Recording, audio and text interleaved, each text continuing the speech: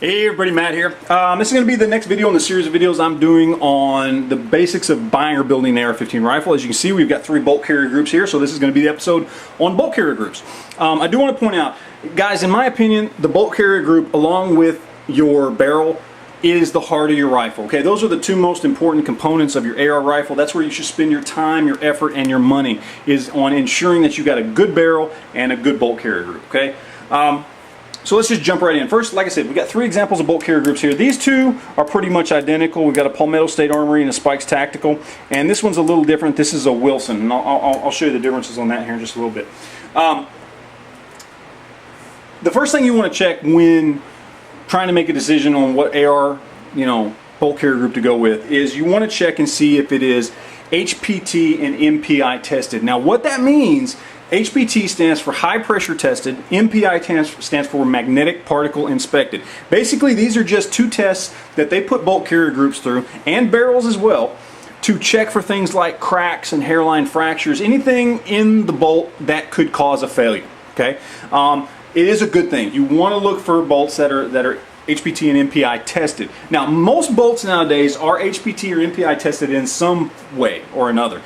Some are batch tested. Now, what batch testing means is, let's say for this particular company, a batch is 100 bolt carrier groups. So what they do is they produce 100 bolt carrier groups, and then they randomly pick one out of that batch and test it.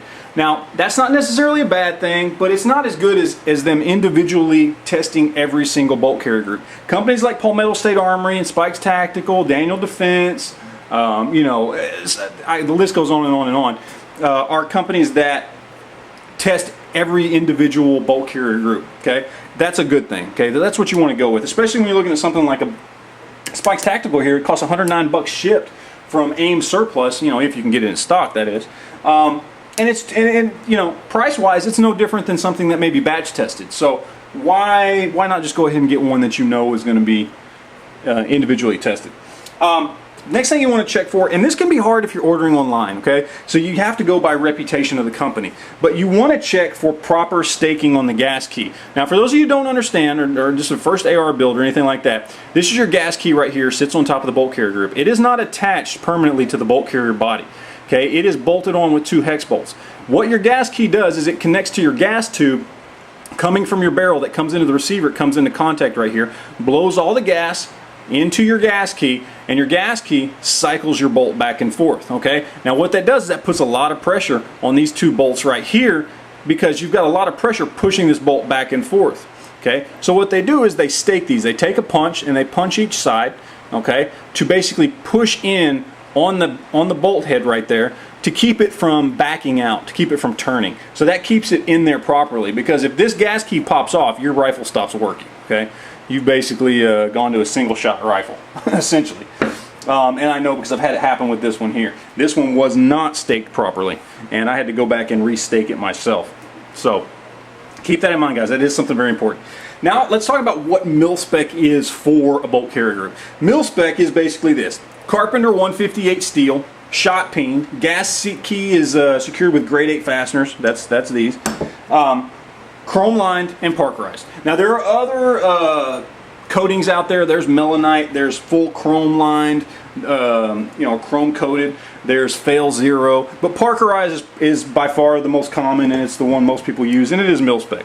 Now, I mentioned chrome line there as far as that's Milspec. And what I mean by chrome line is I mean the interior of the bolt is chrome line. And I'm actually going to show you what that means. And the reason I'm going to show you this is because you need to understand that some companies advertise chrome lining, okay, and some companies don't. But the industry standard is very much that all bolt carrier groups are chrome lined. So just because it doesn't say chrome line doesn't mean that it's not chrome line. So keep that in mind when you're buying. Real quick, we'll do a disassembly on the bolt carrier group here. I just popped that retaining pin out right here. You just take a pin. I mean, literally, doesn't take anything. Pop that little retaining pin out right there. Okay. Then your firing pin drops out.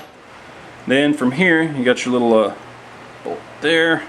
You're gonna turn that to the side and pull it out, and then your bolt comes right out. And that's your actual bolt right there with your extractor and everything. Okay. What chrome lining means is in here, okay, inside where your bolt sits, and inside the gas key are chrome lined on the interior, because those are two areas that they need to stay clean and that have a lot of fouling and dirt can get in there. So the fact that those areas are chrome lined really helps the rifle to run better. Now that is no substitute for proper oiling. Obviously, you want to, these guns love to run wet, so you want to make sure they're properly oiled. But that's what it means by chrome lining. Like I said, I am not currently aware of any bolt carrier groups currently on the market right now that are not chrome lined in those areas. So keep that in mind, guys. Just because it doesn't say chrome line doesn't mean it's not. Almost all of them are. Okay.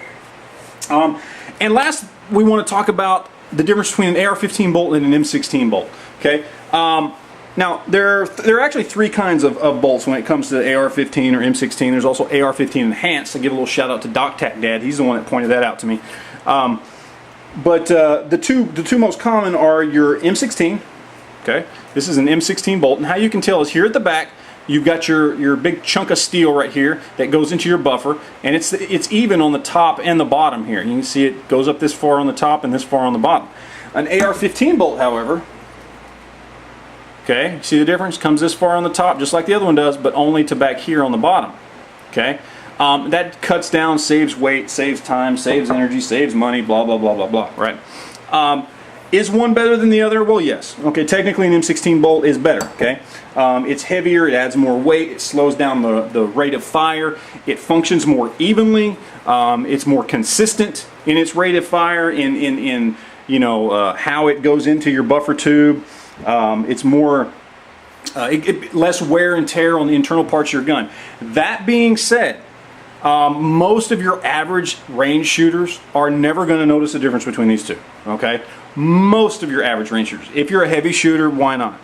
But here's the deal: these things pretty much cost the same. Okay, like I said, I got a Spikes Tactical M16 Bolt Carrier Group for 109 shipped.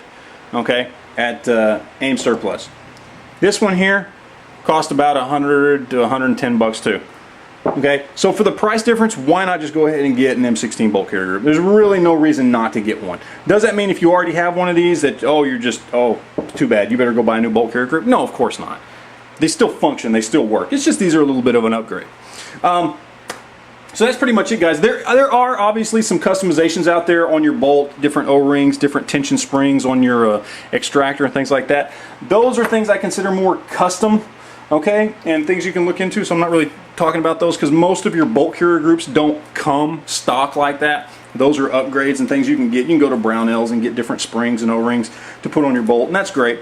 But that's pretty much it, guys. That's the basics of bolt carrier groups for the AR-15. So anyway, questions, comments, video responses, send them my way. Hope it helps somebody out, and we'll talk to you later, guys. Thanks.